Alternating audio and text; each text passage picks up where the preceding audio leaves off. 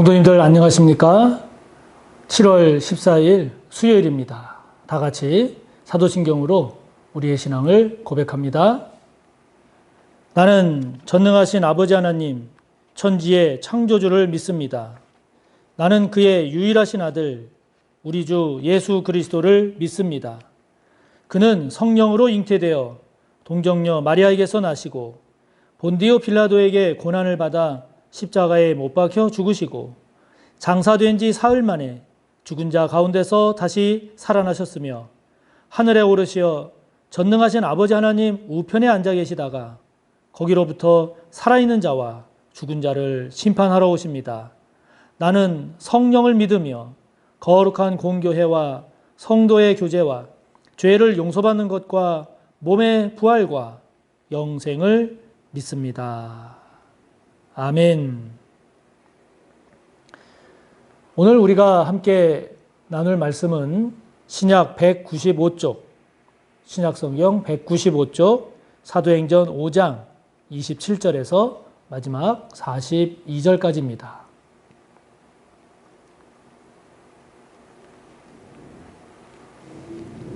사도행전 5장 27절에서 마지막 42절까지 봉독합니다.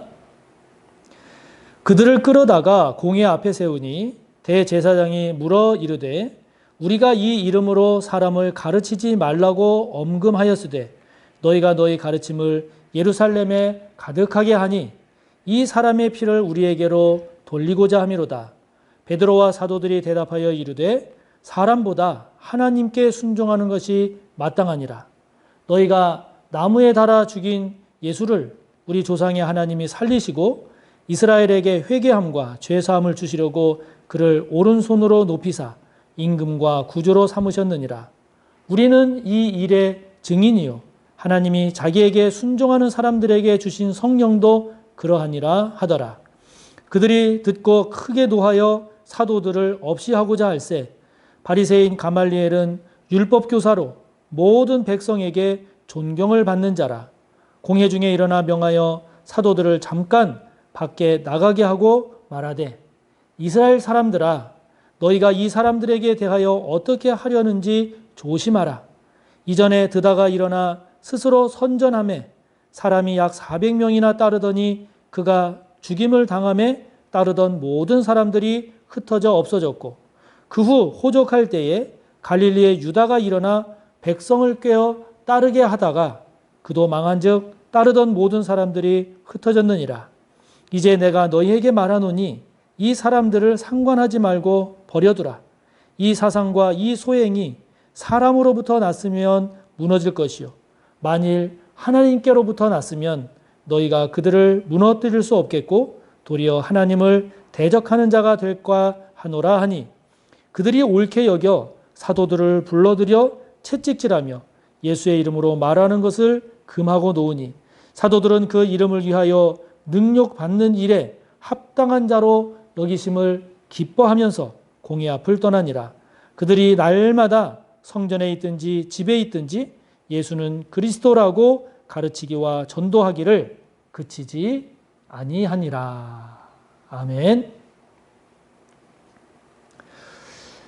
지금 베드로를 비롯한 사도들이 예수님의 십자가와 부활을 전하다가 박해를 받습니다.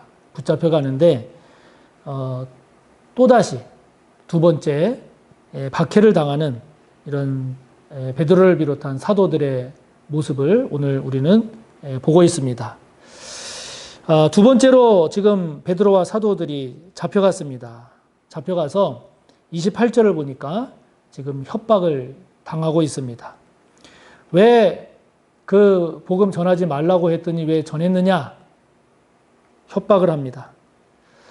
이걸 우리가 이제 오늘날 우리의 신앙으로 이렇게 바꿔서 적용을 해보면 우리가 바르게 살려고 하고 선하게 살려고 하고 말씀대로 살려고 하고 그리고 말씀의 뜻을 따라서 살려고 하지만 그런 우리의 삶을 그렇게 살지 못하도록 그렇게 하지 못하도록 끊임없이 우리를 위협하는 세상의 여러 요소들 그렇게 우리가 바라볼 수 있을 겁니다. 자, 이렇게 붙잡혀가고 위협당하고 이런 어려움을 당하고 있는 베드로를 비롯한 사도들, 그들의 반응, 그들의 태도는 어떤가요? 그들의 태도를 보면 29절 그리고 32절까지 나오는 내용을 보면 말합니다. 베드로와 사도들이 말합니다. 사람보다 하나님께 순종하는 것이 옳다. 순종하는 것이 맞다. 순종하는 것이 우리의 본분이다 말합니다. 그리고 예수 그리스도의 예수님의 십자가의 죽으심과 부활, 그 일을 행하신 하나님, 그리고 그 십자가와 부활이 진정한 복음이고 진리이고 우리가 살 일임을 증거하는 그 예수 그리스도의 십자가와 부활에 대한 증거가 바로 우리가 해야 될 일이라고 베드로와 사도들이 말합니다. 하나님께서 행한 인류 구원의 역사, 예수 그리스도의 십자가에 담겨져 있는 그 은혜와 하나님의 사랑과 하나님의 공의, 부활에 담겨져 있는 하나님의 놀라우신 권능, 영원한 소망, 궁극적인 승리, 그러한 것을 가지고 예수께서 가르쳐 주시고 보여주신 그런 삶의 원리와 정신을 따라서 사는 것. 그것이 자신들의 본분이고 자신들이 그러한 것들의 증인이라고 오늘 말하고 있습니다. 자, 여러분, 우리도 마찬가지입니다. 저와 여러분이 말씀을 따라 살려고 하고 믿음 따라 살려고 하고 복음을 전하면서 살려고 할 때에 저와 여러분에게 가해지고 있는, 그래서 여러분 지금 직면하고 있는 부당한 그런 위협이나 부당한 압력이나 그로 인한 갈등은 없으신지요? 없으신지요? 저와 여러분 어디로 지금 가고 있습니까? 저와 여러분이 이러한 갈등, 이러한 위협, 이러한 경고 등이 저와 여러분에게 주어지고 있을 때 저와 여러분은 지금 어디로 가고 있습니까? 어느 쪽으로 가고 있습니까? 그런 위협과 경고에 굴복하고 있습니까? 아니면 지금 사도들처럼 영혼 구원과 하나님의 사랑과 예수 그리스도를 통한 그런 구원, 예수님께서 보여주신 섬김과 정의, 공의를 향해 나아가고 있습니까? 저와 여러분의 신앙과 삶이 사도들, 그러한 오늘 본문에 나타난 사도들의 모습을 닮아가는 저와 여러분이 되시기를 바랍니다. 지금 이 종교 지도자들은 베드로를 비롯한 사도들을 죽이려고 합니다. 33절을 보면 사도들을 없이 하고자 합니다. 그럴 때 그 바리새인 중에 율법학자인 가말리엘이 일어나서 조언을 합니다. 다시 말하면 사도들을 죽이려고 하는 이 종교 지도자들에 대해서 그렇게 감정적으로 대할 것이 아니라 신중하게 대해야 한다. 신중하게 조심스럽게 다루어야 한다라고 조언하는 가말리엘의 모습을 우리가 보게 됩니다. 이 율법교사인 바리새인인 가말리엘은 대표적인 사례 두 가지를 들어서 이야기를 하지요. 드다라는 사람이 스스로 선전선동해서 폭동을 일으켰던 일, 그리고 갈릴리 사람인 유다가 똑같이 마찬가지로 일어나서 백성들을 선동해서 폭동을 일으켰던 일, 그 두 사례를 들면서 그들이 그렇게 폭동을 일으켰지만, 그래서 잠시 동안 사람들이 막 따르고 혼란스러웠지만, 그러나 그들 모두 다 죽임을 당하고 그들을 따르던 사람들도 다 흩어져서 지금은 아무런 영향을 끼치지 못하고 있다. 그 이유는 그들이 일으켰던 그 폭동이, 그 선동이 바로 자신들의 정치적 목적, 자신들의 이익을 추구하고자 했던, 다시 말하면 사람의 일이었기 때문에 그런 거다. 만약에 그들이 행한 일이 하나님의 뜻이었다면, 하나님께서 원하시는 그러한 일이었다면 그것으로 인해서 오늘날까지도 선한 영향력을 끼치고 있을 거다. 그렇기 때문에 우리가 무엇인가를 결정할 때, 어떻게 할 것인가를 정할 때 이것이 사람의 뜻으로 말미암은 것인지 아니면 이것이 하나님의 뜻에 합당한 것인지를 우리가 잘 분별해야 한다. 그렇기 때문에 쉽게 함부로 욱하는 마음으로 성급하게 결정하면 안 된다라고 하는 것을 지금 말하고 있죠. 이런 가말리엘의 이야기는 가말리엘의 입을 통해서 하나님께서 메시지를 전하고 계신다라고 볼 수 있죠.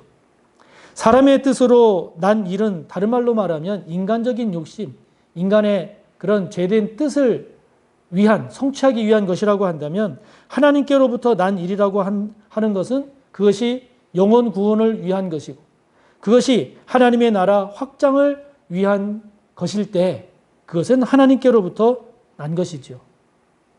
우리도 마찬가지입니다. 우리도 어떤 현상을 보고 판단하고 결정할 때 이것이 사람으로부터 난 것인지 아니면 하나님께로부터 난 것인지를 잘 분별해야 하지요. 이것을 분별하는 것이 신앙적으로도 또 우리가 살아가는 삶에서도 매우 중요합니다.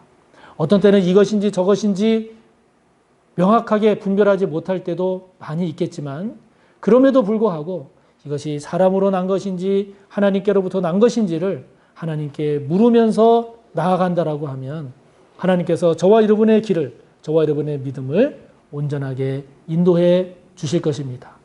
저와 여러분 무엇인가 판단하고 결정할 때 기준은 무엇입니까?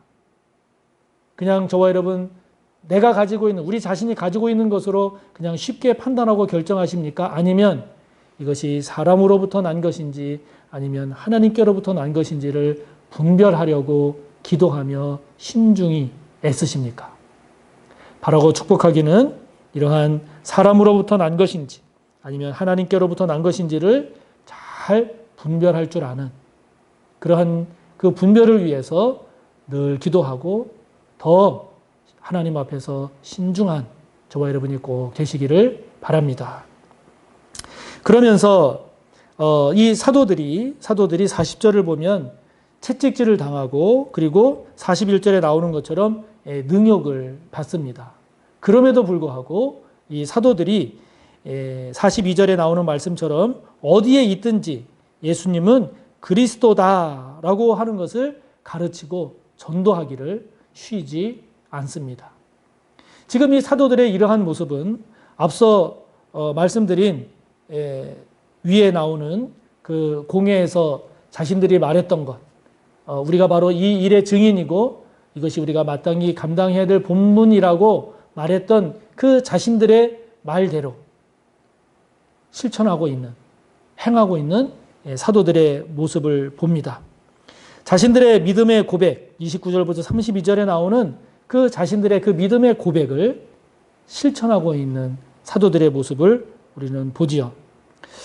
이런 사도들의 모습을 보면서 우리가 다시 한번 생각하고 묵상하고 돌아봐야 할 것은 저와 여러분도 무엇인가 선한 일을 위해서 선한 취지로 시작을 했는데 이런 어려움 저런 어려움 때문에 포기하거나 또는 멈춰서거나 그런 일이 종종 있지 않습니까? 고난 때문에 어려움 때문에 문제 때문에 저와 여러분이 멈춰 서버렸던 그런 선한 일은 없는지요? 선한 일은 없는지요? 고난 때문에 어려움 때문에 멈춰 서버린 하나님의 일은 없는지요? 저와 여러분 모두를 축복하기는 영혼을 구원하는 일, 그리고 주님을 위한 일, 그리고 하나님의 나라를 위한 일, 이러한 일을 향한 저와 여러분의 선한 의지가 꺾이지 않으시기를 간절히 바랍니다. 다 같이 주기도문으로 마치시고 또 묵상한 내용 생각하시면서 또 여러분의 기도를 이어가시기 바랍니다. 하늘에 계신 우리 아버지, 아버지의 이름을 거룩하게 하시며 아버지의 나라가 오게 하시며 아버지의 뜻이 하늘에서와 같이 땅에서도 이루어지게 하소서.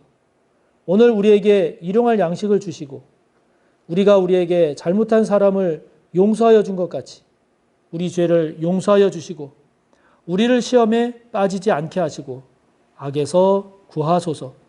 나라와 권능과 영광이 영원히 아버지의 것입니다. 아멘.